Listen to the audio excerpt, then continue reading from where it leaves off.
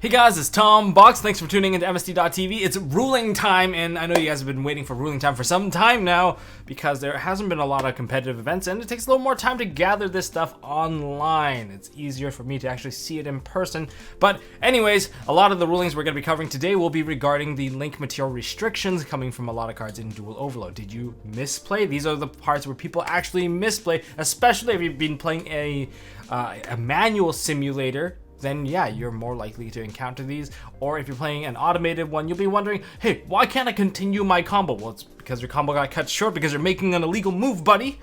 And then we also got some more interesting rulings regarding attack gaining and the interaction between Borrelsword Dragon versus Gren Maju with a copy of Gizmek Orochi in hand.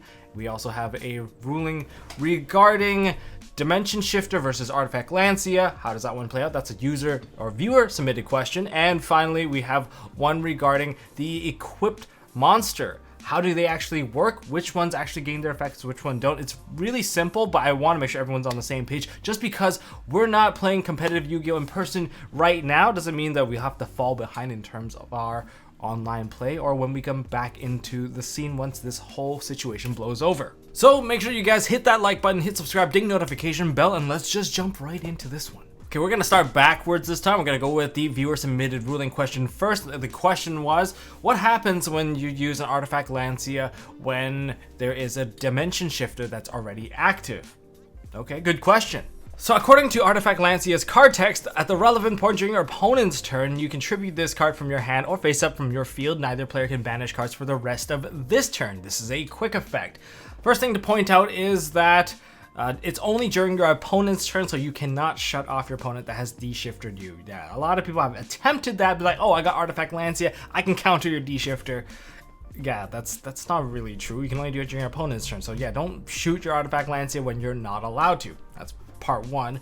And in terms of whether or not you can actually activate the Artifact Lancea, well, you can, because the cost for Artifact Lancea for D-Shifter, you can chain it to the D-Shifter, which is the most legal play possible, and then the other play is also legal because after the resolution of D-Shifter, since the cost of the Artifact Lancea is only to tribute the card, it doesn't state where it needs to land, therefore you can still tribute the Artifact Lancea, in which case the Artifact Lancea would get banished, and after the resolution of the Artifact Lancea, then no cards would get banished for the remainder of this turn. The other most frequently asked question about Artifact Lancea versus Dimension Shifter is that what happens to the D-Shifter effect? Since both effects technically have a lingering capacity to it, whereas Artifact Lancea lingers for one turn, Dimension Shifter lasts until the end of the next end phase, or the next of the end of the next turn. That's 2 turns. So now, based off of old precedents here, when there is an effect that causes something to vanish and an effect that causes something to stay in the graveyard, the thing that is preventing change of the typical mechanic is the one that would stay. So this is the Macrocosmos versus Imperial Iron Wall. If you have both cards face up, no matter which one ended up going at the end, it doesn't matter because Imperial Iron Wall will always be the one that takes precedent, locking the effects in. So in other words, if something's forcing to go banished, something's forcing to stay in the graveyard, no cards can get banished, the one that keeps it is the one that will take precedent. Now, going back into the card text, since Artifact Lancea would be the card that keeps things from being banished when they're supposed to get redirected to the banish pile, Artifact Lancea would take precedent. So if you activated an Artifact Lancea for that turn, during your opponent's turn, for that turn, no cards would get banished. But when that effect expires and it goes to your turn now, all your cards are actually now going to get banished again because the effect of Dimension Shifter is still technically active. It did not get negated, it was still there. It did not get overridden either. So that's why if you use Artifact Lancea versus Dimension Shifter, it does not turn off the Dimension Shifter. It just makes it so that Dimension Shifter will just reapply itself later on. This next ruling involves a Borrelsword Dragon battling against a Gren Maju while backed up by a Gizmek Orochi activating after the resolution of Borrelsword's attack gaining effect. Now let's go into Borrelsword's effect first, or for a little bit of context, cannot be destroyed by battle. Once per turn, quick effect, you can target one attack position monster, change its defense. Also, this card can make a second attack during each battle phase this turn. Your opponent cannot activate cards or effects in response to this effect's activation. Haha, spell speed 4. And once per turn, when this card declares an attack on a face-up monster, you can activate this effect. Until the end of this turn, this card gains attack equal to half of that monster's current attack. And if it does, that monster's current attack is halved.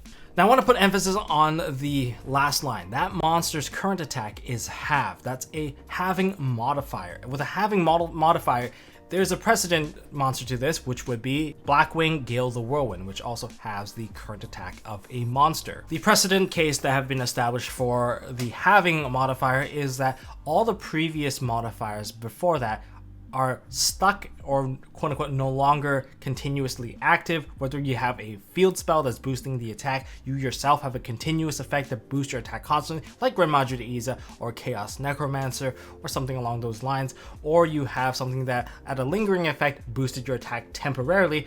All those effects are basically locked, and they're locked in their current state. They won't gain up or down for the time being until the halving multiplier is removed. So in other words, you're stuck at that stat point until the halving modifier is no longer applying. For Gale's case, which is almost like never unless you book it face down, face up to reset a lot of these modifiers. If your modifiers get reset, then you're fine. But in the case which your modifiers do not get resetted, then you're stuck. And Gren Maju to Iza is one of these cases. So in our example of, say, a Borrelsword dragon with 3000 attack attacks into a Gren Maju to Iza with 6000 attack.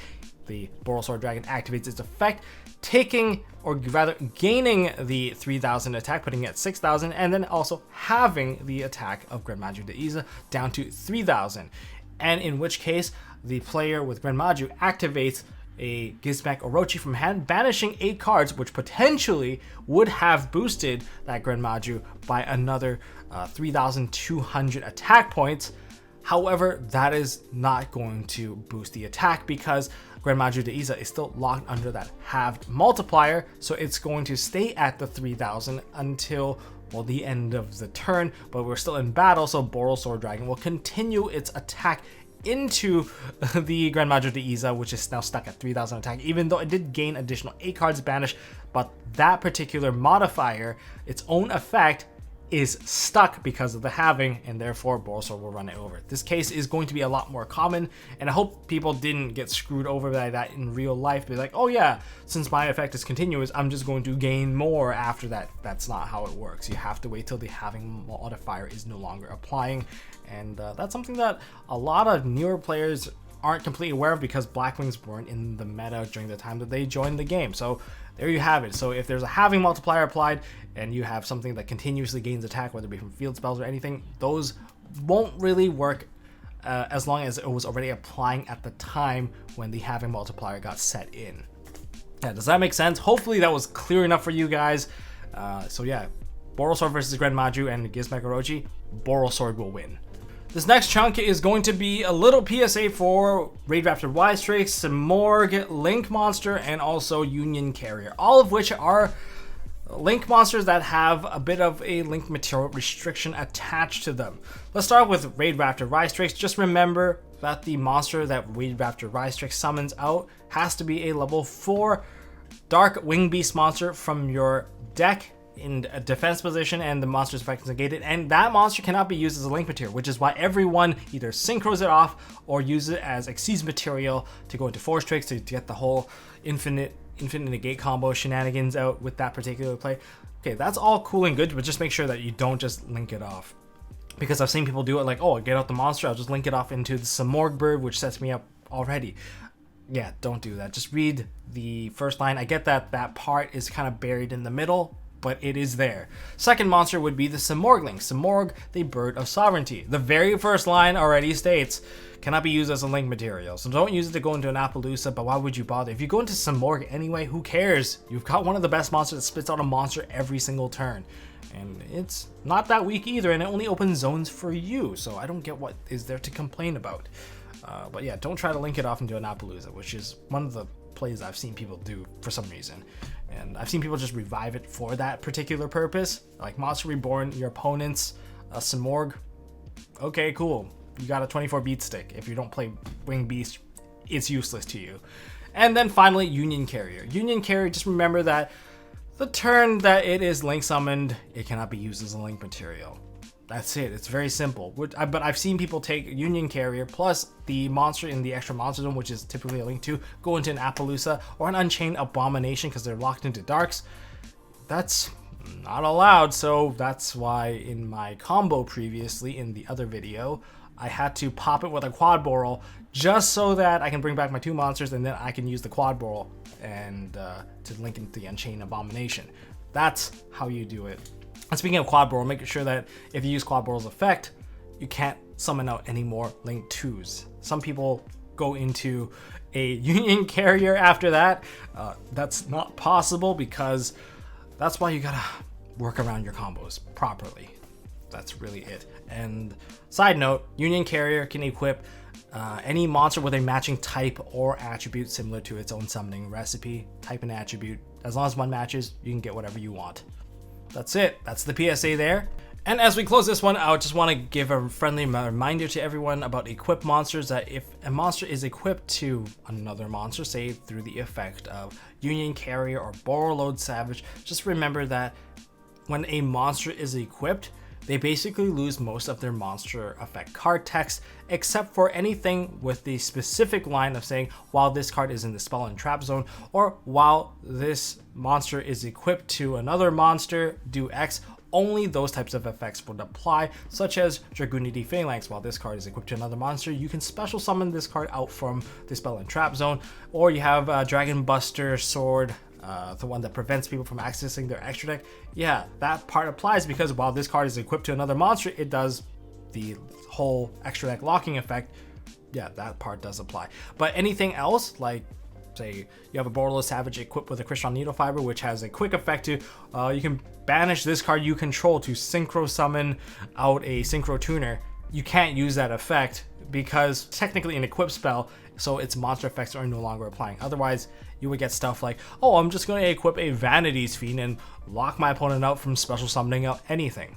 And that's all I got for this video, guys. If you guys enjoyed this video, learned a thing or two, or maybe got refreshed on something, hit that thumbs up button. If you guys want to see more stuff from MST.TV, hit the subscribe button, ding notification bell. I got a live duel coming, and it's actually with some of the decks that you guys are probably looking forward to see in live action, which would be the Necroface deck versus the Rocket deck that was recently featured. How do they fare against each other? Well, we'll find out, and something's definitely at stake there.